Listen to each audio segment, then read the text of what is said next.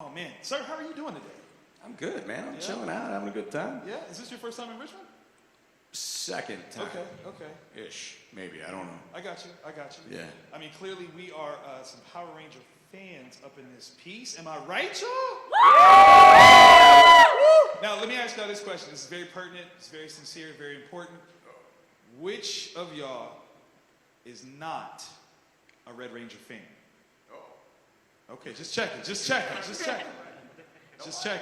He's always your number one. Let me hear it. He's your number one? Yes? Okay. You know, clearly my manager got to him. He paid everybody off. Good job. Nah, it gets dicey. I mean, because you could have said Gold Ranger. You could have said that. Do we have any Gold Ranger fans up in the room?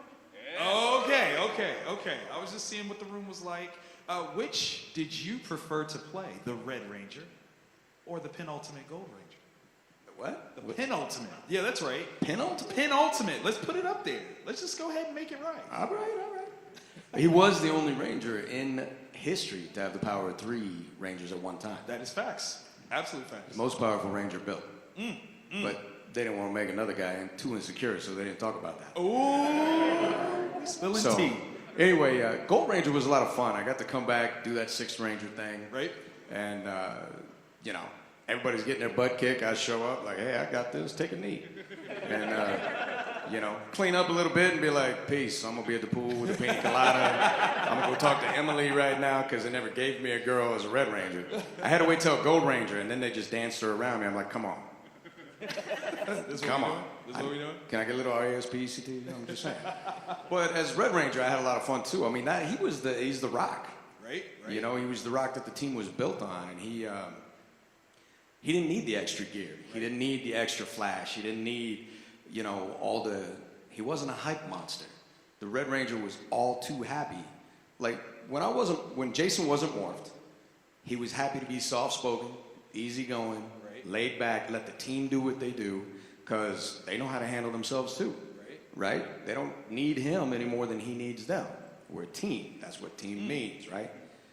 Until it's morphin' time. Right. And that's the first time in any episode where you hear Jason break it off.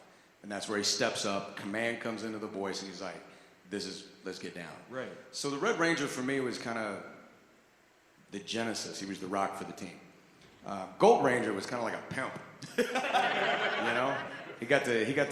He had all the bling, he had the, Gold Rangers, his whole theme song. And I kept feeling like, man, this is a lot. Jason, he doesn't need all this. Everybody just knows Jason's gonna handle it. Right. What's with all the intro? Let me just do my J.O.B. Come on. So I don't know. I can't pick one or the other, but they're both special. Now, obviously, at the time, the tagline is teenagers with attitude. What did that mean to you in terms of your portrayal? I don't have no attitude. You looking at me like that? You hear this fool? I'm just saying. I was a teenager with attitude. I was 17. I was in high school, and I knew everything. If you ask my dad. He was the leader. That's what it is. Yeah. And so I was a teenager with attitude. It was legit. Right. It was legit. And not like crazy. I wasn't like shooting at cops or anything, but I was a rebel without a cause. I was playing football. I was teaching martial arts. I hated class. Oh man. Yeah, I read somewhere that mathematics just was not your thing. Oh, man. Okay. All right. I don't want to talk about it. We don't talk about math. I hated math until I got older. Word. And then what it was, I became a medic. Any medics, firefighters? Yay! Medic or firefighter? EMT?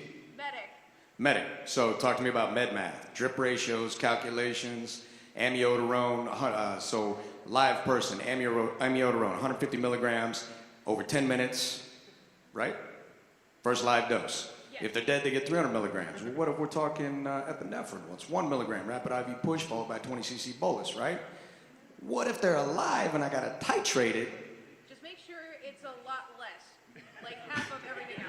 That's a technical term, a lot less. That's a technical. Okay, all right, okay. I'm not gonna lie, y'all started speaking a third language I ain't know nothing about. Oh man, that's just the surface. Oh no, okay. Then we talk about titrate, macro set, micro set, 60 drop, 10 drop set, 15 drop set, all how quick the drugs get into the right person at the right rate, at the right weight. Man, I just thought you were talking engine parts right there. I didn't know where you was going with that. That's a lot. It's a lot. So I had to learn math, and that came easy to me. Don't ask me why.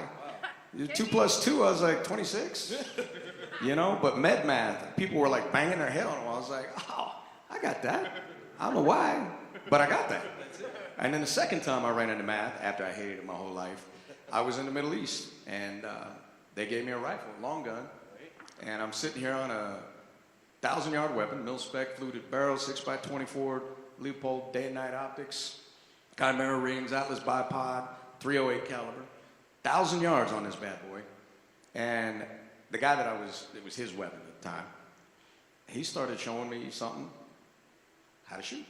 I was like, all right, well, I mean, I knew how to shoot, but he shoot at long distance. That's a whole nother kind of shoot. Yeah. And he's like, yeah, blah, blah, blah. And he's talking about warble, wind shear, elevation, temperature, rise, windshield, housing and deflection, speed, all kinds of stuff. I was like, deer in the headlights. I was like, I know there's a machine for this. Like, can't I just point a laser scope for that right there? Come on. Somebody, like, I saw that on TV. Come on. And he was like, it's trigonometry. I was like, oh. Cussing at me. But then I got determined because I love to shoot. I was like, 1,000 yards? I'm going to put this on that target at 1,000 yards. And I started learning. And then I realized that came easy to me, too. I was like, why did I struggle in high school? You know, just, you know why?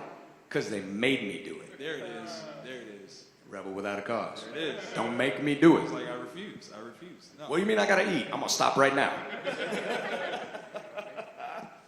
So, obviously, Power Rangers has been like an absolute phenomenon. And at what point, because clearly you couldn't have gone in knowing what this was going to be, but at what point did you see it? So we had, like, the first year, well, we did the pilot, right? And we got in trouble for the pilot because it was too violent. Like, if you watch the original unaired pilot, you can see my whole fight scene with Bulk. Right. You can see all my kicks going towards his head, except you can't. You see my foot come up and it gets like over here, and then next time you see my foot, it's over here. Whoa. But you see his head going this. Well, they took out the contact because Fox was like, you can't kick people in the head.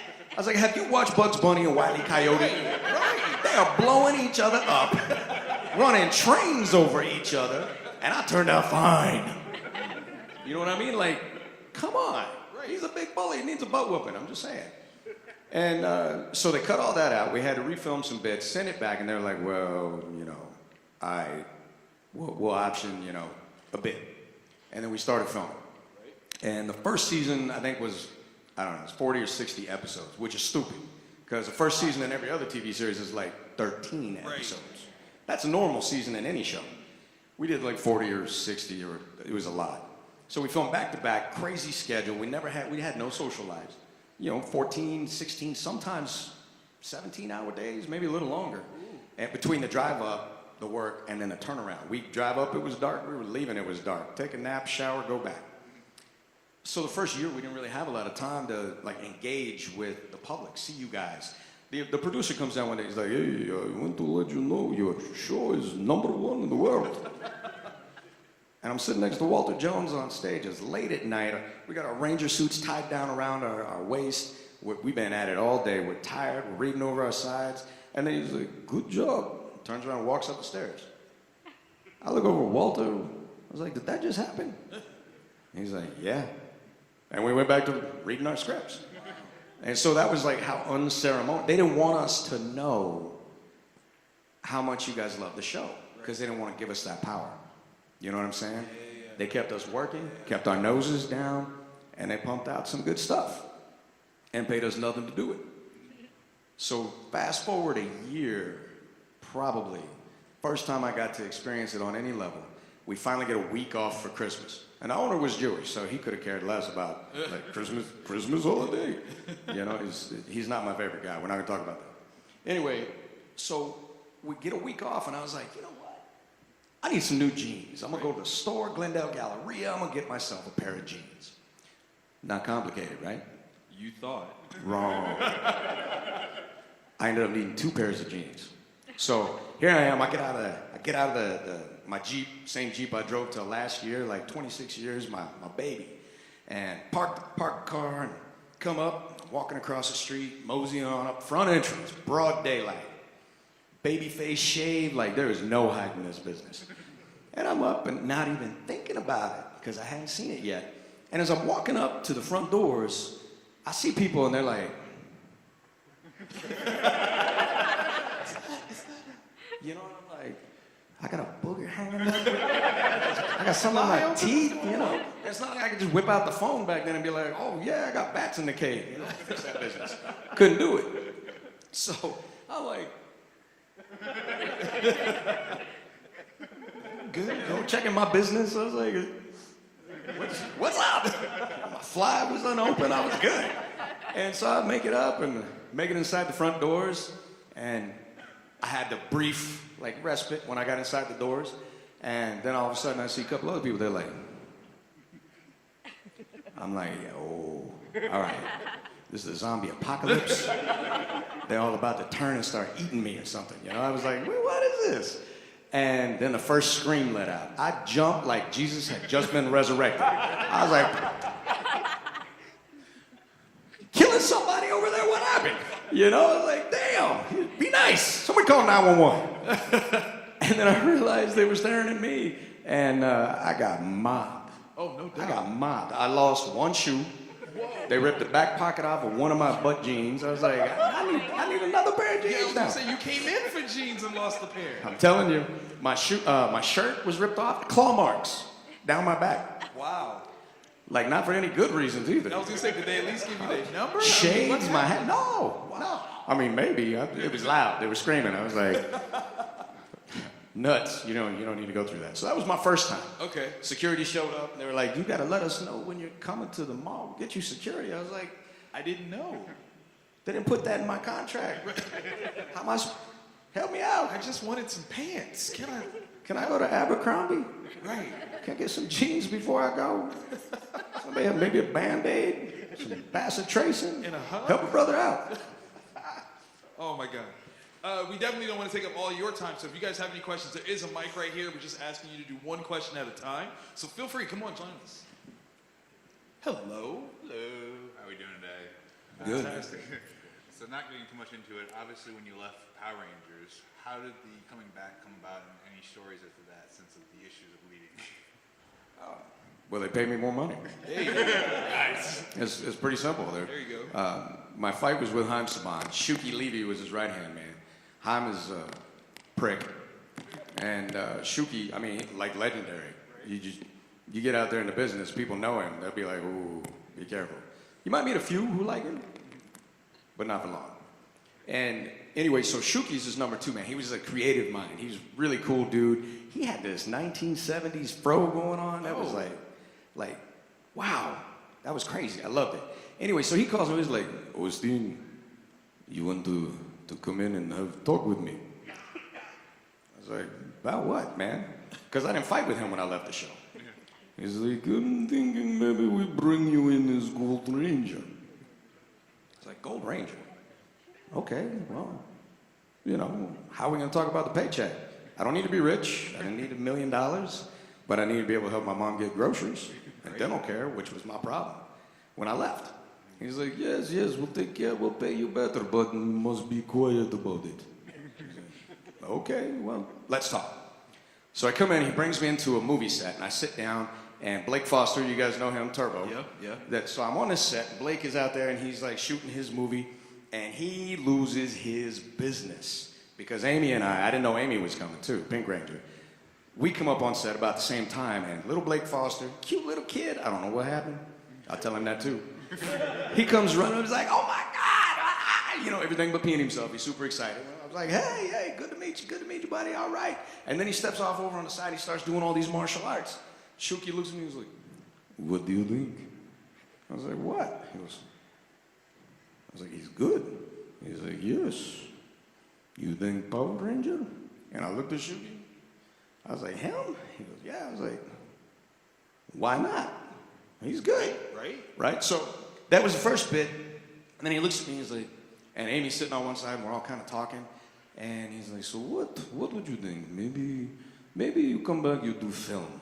Power Rangers Turbo, blah, blah, blah, runs through the spiel. I was like, I want to be a bad guy. Make me a bad guy. I want to be bad. You know what I mean? Bad guys have all the fun. Yeah, that's true. That's true. You know what I'm saying? Like, I'm tired of it. Let me kill something. Let me be the first. Right? Although there's a couple other Red Rangers that are already doing that. So, you know, but anyway. So, you know, we talked about that for a little bit. I ended up going evil with Amy for a little bit, and then they made us good again. And then Amy left, and we started talking about Zio. He's like, so what do you think? Maybe you come back 17, 20 episodes, you do Gold Ranger, Sixth Ranger, great powers, and you'll be the only Ranger in history to have power of 3 Rangers one time. I was like, Yahtzee. All right, so I was like, okay, you know, write the scripts, let's check it out, we'll go from there. And there it went, man. Awesome, thank you. It is. Hello. Hi, my name's Catherine, but everyone calls me Cat for short. I actually met him today, like earlier. I remember, I can see you now, kind of. Yeah, so one of my biggest questions is, when you found out that you were going to be the Red Ranger and the leader of the team, I mean, at age 17, that's pretty big. What did that feel like? What was any emotions going through your mind, or how crazy that was feeling? I had no idea what it was. Right. At the time, it wasn't Power Rangers. Power Rangers wasn't even a thing outside of Japan. So all I knew, they told me I landed the role. I was like, as a superhero, I knew I was a superhero. Right. I knew I was supposed to be a leader, but I had no idea. I'd seen maybe a 5-second clip of a Japanese show. That was all I knew. They showed it to me. Like, what do you think of this? Like, spandex? Like, I was like, you want me to wear what? You know, come on. At 18, you know, 18-year-old boy, you're in great shape, but you don't necessarily want your business out there. You know? Dance belt, bro. Little- Dance belt. Yeah, I was like, come on. And so nonetheless, you know, they're like, you got the role. And I was like, I had no idea what it meant. I was the only guy that wasn't an actor. I didn't want to be an actor. I wasn't comfortable with cameras or big groups of people at the time. So I was like, uh-oh. You know, like I was excited, but I was nervous. Later, they changed the show name from Phantoms to Dino Rangers, and then it became Power Rangers. And my character's name was originally Victor and not Jason. I would have loved that. I really would have. That feels like a soap opera to me. Jason's much better. Yeah, I mean, like, What's wrong with Victor? hey, baby, Pink Rangers, you and I will go out in the Victor's moonlight. too common. Jason's much better. Makes All right, sense. okay. It's more muscular, you know, manly, more leader-like. You know my name is Victor. I'm gonna hire you as my press secretary. I just want to make sure that we were catching that joke. That's not. I'm sorry. Teasing. You're doing fine, Don. Oh my god. Good You're question. fine. You're fine. Thank you so much. Absolutely. Absolutely. Really, that's kind of cool, though. That's some good insider info. That's going to win us $1 million one day. What's up, Hey man? guys, how you doing? My name's Brandon Horton. First of all, thank you for being here in Richmond. This is really cool having GalaxyCon here. I appreciate you coming to our hometown. So you were 17 for the pilot episode, and you just said for her question how you really weren't interested in acting a lot. What was on schedule for you before you went and auditioned for the pilot episode? Well, I was 17 when I signed the contract. When I auditioned and signed the contract, I was 18 when I started filming. I was in high school, like legit, in high school. So my schedule was high school. That was it. High school, football, and martial arts. That's all I did. Would you have continued with football or moved into something more with martial arts? Oh, I've been in martial arts since I was 5. I did both. Like, I was a kid, I was up in the morning, martial arts with my dad or at the dojo, go to school, football practice, back to martial arts, homework, and bed. That was my life. So you would have been a dancer. Got it. Okay. Yeah. or Pikachu. Thank you, man. Hold on. I'm still visualizing. That's awesome. Okay. Yeah. Yeah. Hi, I'm Megan. I met him for the first time on Friday. Been a huge fan of Power Rangers since I was a kid. I was just wondering, like, as a Power Ranger, someone who's been a Power Ranger, how do you think they influenced kids back then compared to how do you think the newer Power Rangers influence kids of today? Oh, interesting question. I don't think we were really aware back then. I mean, we didn't have social media. Right. Email Yeah. and MySpace were just like, I remember hearing about MySpace. I was like, wait, what? People go online to post pictures of themselves for other people to look at? That's creepy. Yeah. I mean, that was my thought when I heard That's about fair. MySpace. It's like, Yeah. no, I got enough of me out there already. Nope, don't want it. So we had Nelson Ratings and the news That was it. And, you know, face-to-face meetings when we had them. So we knew the show was wildly popular, and I knew in some like vein that some of you, you know, like I looked up at Superman or Spider-Man or Batman, I thought, but I didn't put myself, or none of us really put ourselves on that plane, well, except for maybe one. But most of us didn't have the ego to be like, yeah, you know, we're going to be future on that level of awesomeness or influence. So that was kind of my early time. What I've come to find out since I've been back after 25 years, meeting you now that you're older, as I travel around the world, is I find out that we weren't just a show full of something that families love to watch, that kids love, well, not that kids love to watch, but families, like whole families watch them together. I've had people come up and tell me, you know, my parents abused me and this was my 30 minutes apiece. I've had other people tell me my parents always fought, but this was the 30 minutes we could sit as a family. I've had people tell me, you know, just rip your heart out stories and super smiley, happy stories. So and it's blown my mind. So after 25 years, I began to understand that we weren't just a popular superhero series. We were fighting a war of hearts and minds with little ones and families, people in great families, people in families that were struggling, people that didn't have families. And that kind of brings it to a whole nother level for me. So I don't know how to better explain it to you. So that for me is an amazing thing, because now I get to talk to you and I get to hear about these amazing moments. I get to hear about these struggles, and it's deep. It's deep for me, and it's deep for some of you. And for others, you're like, yeah, I just like checking out Kimberly, you know. That's all right. That's okay. I would have dated Trini, but that's me. Hey. As far as how the new cast is doing, they're raising another generation. I've got 3 generations from my series now, maybe creeping into the 4th generation for the OGs. But the new guys, they're bringing in that 1st generation now, or maybe creeping into their 2nd generation, depending on where they fall. And they're doing the same things. They're influencing the same people. They're having the same impacts with families and loved ones. And 25 years, they're going to be standing here talking about that too. Beautiful. And it's going to be pretty cool. Absolutely. Yeah. Thank you. Yep. Hello. Hello, my name is Keegan. I met you yesterday, and you asked me if I had a question, and I couldn't think of anything. But my question is, you had a rough time, I guess, with the pay and everything, and with Mighty Morphin, and I was wondering, when you were going through times like that, or hard times, what kept you going? Like, what made you want to keep going with Power Rangers or anything, you know, in your life? It's a deep one. Yeah. Yeah, I guess a lot of people are. I believe in our cores we're all capable of the same things. It's the core of being human. Be a fighter, be a lover, be a hater, be a doctor, be a janitor. You can be what you choose to be. And maybe there's different levels of intellect with, you know, I'm no Einstein. But if I'd had a different upbringing, maybe I could have been. You know what I mean? Maybe I still could be, right, if I chose to apply myself. So I grew up, my dad was a Marine, mom was a cop, grandfather was an Army bomber pilot. I come from a long line of people who have been around fear.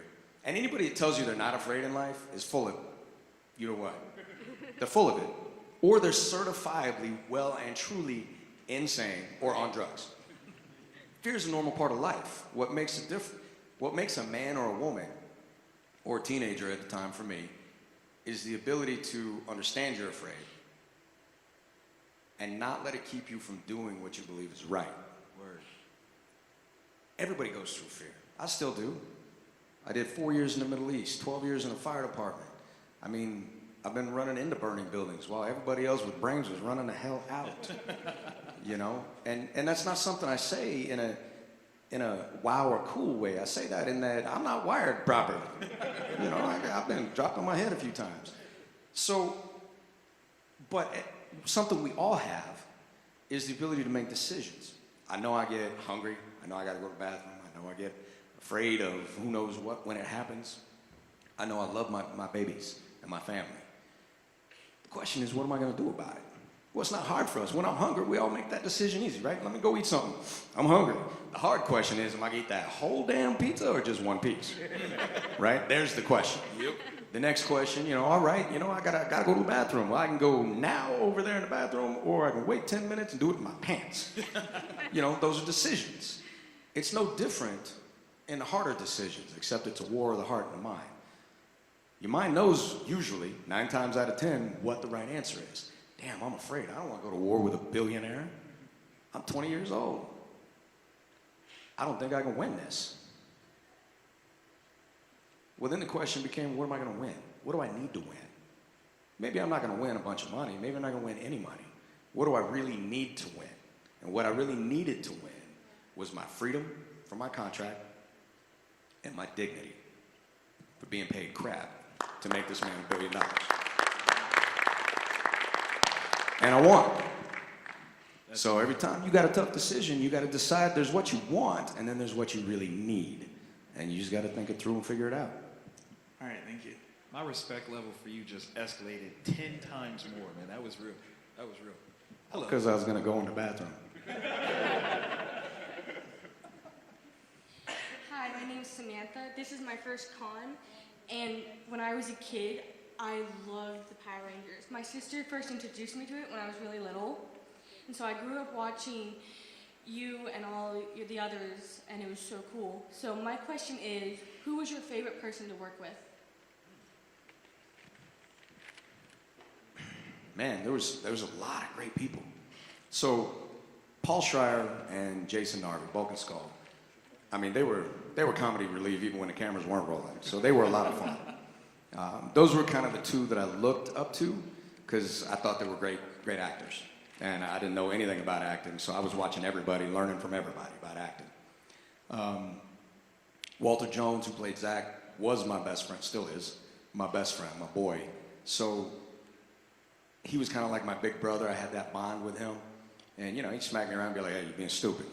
Like, so? What? You expect something different? Leave me alone. And he'd smack me around, and there's times where we prank each other, have a great time. So I love that. But then there was like Twee, who played Trini. She was a very comfortable spirit, kind of like a sister to me. So there'd be times in between sets we're freezing to death, we're nothing but spandex, paper thin, and we're in a command center, which was always an ice box. And we would just kind of snuggle up together. She'd just fold into me, and she had that long, straight hair, and I probably would have, I know I would have dated her. We just were working too much. It wasn't even an option. And we just kind of, in silence. Is that comfortable silence? You have that with somebody? That's what I had with her. And that made her incredibly special to me. So there's all kinds of favorites. That's just a few right off the top. Thank you. Thank you. Hello. How's it going? Good. So when the original Rangers started, y'all were like a tight-knit group. When Jason David Frank came on as the Green Ranger, what was the vibe on set? Did y'all have chemistry with among the group, or? Well, the whole group was pretty good at chemistry. I mean, we were all pro. Well, I was learning to be a pro as an actor, but I mean, I was adult enough.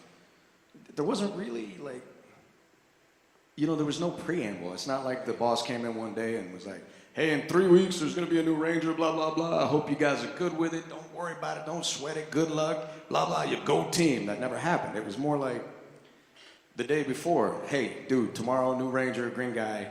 He's going to be here. Get it done. Wow. And we went to work. And really, we shot so fast, so hard, so long every day.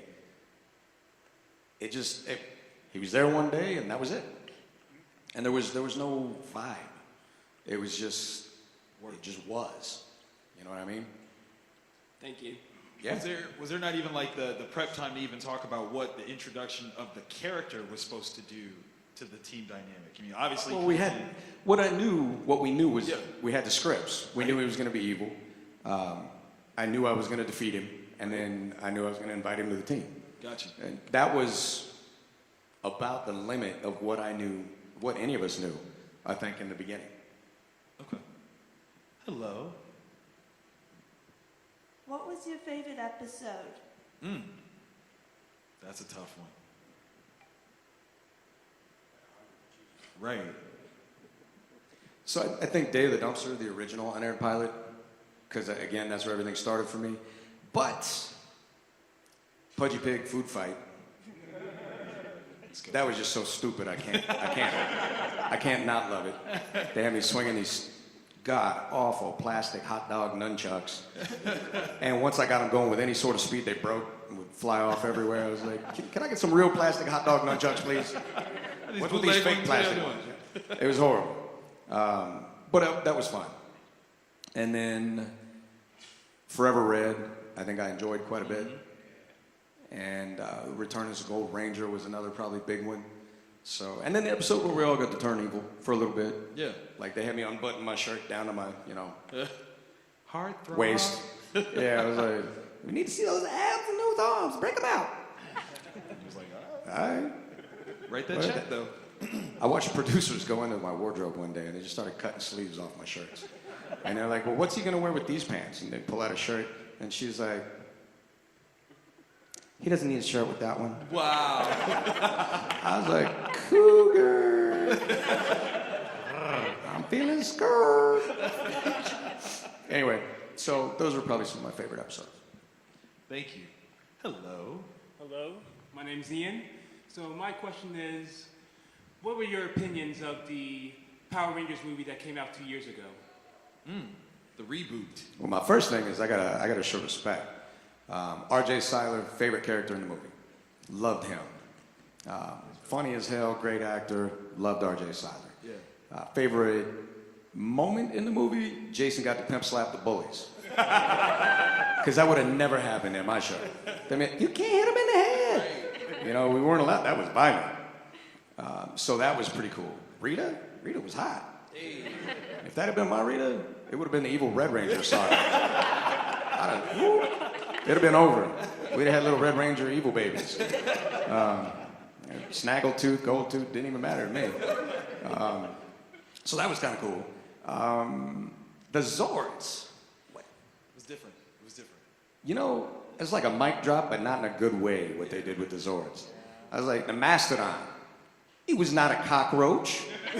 Why did you give a Mastodon 6 legs? Did you not take anatomy? Did you not understand basic animal physiology? Mastodon had 4 legs and a trunk, 2 horns, we know. We have pictures. We brought him up still in one piece, frozen. There is no doubt. And they made this thing look like a cockroach. I was like, y'all are stupid. But they're just trying to sell new toys. I was like, all right, okay. All right, so we got the cockroach ranger. Like, that's horrible. And then all the other Zords, they were like maybe 3 stories tall. Yeah. Like, did you not see the original series? We were bigger than skyscrapers. Yeah. Like, we brought down the house. We would destroy Angel Grove every day and rebuild it overnight. We had the world's best contractors. Entire city went up overnight. We're like, oh, look, they described the entire North End. We'll rebuild it. Have it done in 30 minutes. We're good. You know? And were they not hitting on the Krispy Kreme thing? Oh man, heavy. None of us would have looked like we did if we'd have been working at a Krispy Kreme. I'm just saying. Can I get the chocolate sprinkles for breakfast, lunch, and dinner? You can't be teenagers with attitude with that much Krispy Kreme No, around. well, we'd have attitude, but it's just because we wouldn't fit in our Zords anymore. We're like, can I get a wider door in here? You know, so there was a few things that I didn't dig. I loved the intro with Zordon as a Red Ranger. I was like, never thought of that. That is so cool. In fact, I was just talking with David. I was like, you know what? I'm going to do a t-shirt. Can't give you the details, but it's going to be super dope. Yeah. And it's going to be based on that line. So stay tuned. Those of you on my website, austinstjohn.biz. Give me a couple months, maybe 6, I don't know. When I have time, and you're going to see something cool I'm going to do with that. But I thought that was pretty dope. Oh yeah, definitely. Yeah. New dynamic. It was beautiful. Thank you. Hello. Hey, Austin, it's good to see you again. I was going to say, I really like your Austin St. John website where you're selling your Power Rangers merchandise, to fans for a fair price. It's a really cool thing you're doing. I was curious, though, like during your time as a Ranger, did you get to keep any props or anything like that? They let you keep anything? I'm the only damn Ranger that didn't take something. Everybody I talked Everybody to, else got something. they're like, yeah. And whether they took it or it was given to them later, I'm like, hell. You know, one of my, Walter Jones, he's got the juice bar sign from the juice bar. Like, out of all the stuff that came out, that is, like, you could hang that in a man cave. Right. Yeah. You know, like, guys could come up, they could be all Chuck Norris fan. I'm a Chuck Norris fan. But if I saw the juice bar sign, I'd be like, oh, that's so dope. Can I get one of those? I just make a little one and put it, like, above the toilet, something. You know, give me something. So, juice bar, Walter got a skateboard. He got a t-shirt. Some of the, Jason Frank stole everything. And then talked the others into stealing a lot of shit. Excuse my language, sorry, it slipped. But I'm the only, like, I don't know if Twee did. She might have grabbed some. I would like to have had my original communicator, my stunt communicator. Y'all would be completely underpressed if you really saw how that was. The ones you guys have now, like, should be Rolex. Those things are crazy. Ours we beat the hell out of, so they knew better to make us anything nice. I would like to have had my original helmet. Okay. Maybe the suit, maybe. Yeah, maybe the red and the gold suit, just to, like, put in a case somewhere. Nice. Somebody had one of your original helmets and sold it on like a prop store site like a few months ago for like, I think it was like $10,000 or something like that. I saw one of my original suits going on one of these auction websites. Yeah. Went for like 600 something grand. Wow. I was like, I sweat in that. that's what I was saying. I was like, they know how much I sweat that thing up. I hope they repaired those underarm holes. Those leather boots, whoo, they stink. I tore those up, but you know, it's somebody else's $600. Dirty money. And I heard a rumor you were coming back, so I hope that happens. Hopefully. There's all kinds of rumors. Anything's possible, man. If the script is good, maybe. We got the last two questions. Hello. Hi, my name is Jeffrey. Have you ever watched the original Japanese Super Sentai episodes, and do you know how much of the fighting footage was you and how much was them?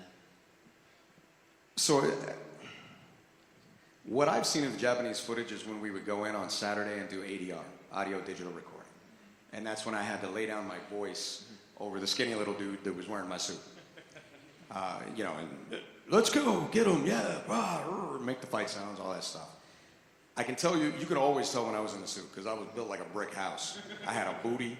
Like, they brought in another big dude to try and do me, but he didn't have a booty or thighs, and it was like, I'm not even gonna go into that. Like, you couldn't just fix it. Oh, come on. But, so you can always tell when really I was in the suit. We ran 3 camera units at one time, Alpha, Bravo, and Charlie units. Alpha and Bravo units were the cameras that always saw our faces. So we weren't, even if we were in the suit, the helmet was off and we were standing there. So there was no doubt. Charlie unit did all the stunts, all the fights, all that good stuff. So I would be sitting there with Walter at the time out of the original 5. We're like looking through the script and like dialogue, fight. Okay, I want 10 guys. No, how many did you get last? 10? I want 11 guys. You know, I want 15. Bring them all. You know, how many times can I kill the same putty? They all look the same. Just have them sneak back in on the other side of the camera. Let's go. You know, we can make this never ending. And, you know, so we're always trying to do bigger and better. So there was a lot. The first 40 episodes were almost exclusively Japanese footage with the little dude. He was like $150. But those guys, man, they got hang time in the air. Like, they just go up and never come down. I was like 190 and solid as hell. I went up and I was already coming down before I got to the top of my up. Like, I did not fly well. I did okay, but I struggled. I was like, fly! Anyway, so after episode 40, we got a lot more brazen, where I was like, okay, look, man, y'all don't need me here. I'm not gonna sit here for an hour and a half looking pretty in this stupid, you know, bad 90s wardrobe. I'm gonna go run over there and I'm gonna go do some stunts. And so we started doing a lot more of that after episode 40. But the reason they did that is they only had to film half of an episode. If they used half of all the Japanese footage and then just filmed the American base footage, they're only spending half of an episode, or the money for half. They could shoot it for stupid cheap and sell lots of toys. That's how they made the money. Later, when they ran out of footage, we did a lot more. Thank you. Thank you. Last question, no pressure. Hi, my name's Charlie. What was your favorite monster that you fought, and which was your favorite Zord, and Was it the Tyrannosaurus Dino Thunderzord, or was it the Red Dragon Thunderzord? Ooh. Favorite villain and favorite sword. Yeah, I don't know. It's something out there. Yeah. It's a little She's crazy. got pipes. Yeah, yeah. All right. So, favorite monster. I probably have to go with the unsung heroes. I love the putties. Those guys are in every episode. They were slaves. They worked hard. They worked way hard.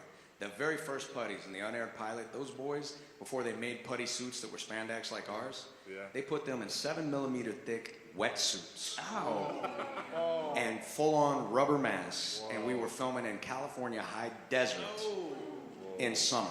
We almost lost one of them to heat exhaustion. No doubt. So they've always had a dear place in my heart because those boys, very little fame, very little acknowledgement, and all the hard work. The same guys that wore the putty suits, there were a few who would rotate out and put on the monster suits. Out of the monsters, Goldar, you know, Rangers! You know, like, I fought him like it was my J.O.B. That was crazy. I'm the only one to fight a monster unmorphed. That's right. So Goldar and I, we definitely had a love-hate relationship. So I enjoyed that. Scorpina, but I just wanted to date her. She's hot. She wasn't even in the U.S. That was a Japanese Like the Scorpina. bad girls, I see. Okay. You know? I'm just saying. So, yeah, that was it. Zed, when they brought Zed in. Yeah. Like, everybody was talking about, oh, you know, it was a kid's show. We got to treat him easy, be nice. They brought Lord Zed in. I know you guys saw the costume on camera. We saw it in person. You could see the muscle fibers in his pecs and, like, the blood pumping through his veins. I was like,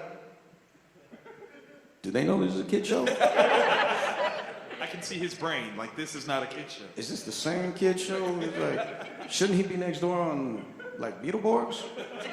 Because they're going to flip out. And so, you know, they brought him on. I thought that was kind of a I loved this suit. And then they made him a complete dweeb and, like, put him on a, what was it, a mobile home with Rita? I was like, it just went trash.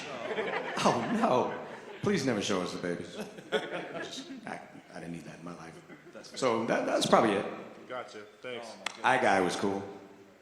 Well, sir, thank you so very much for sharing with us. GalaxyCon, make some noise!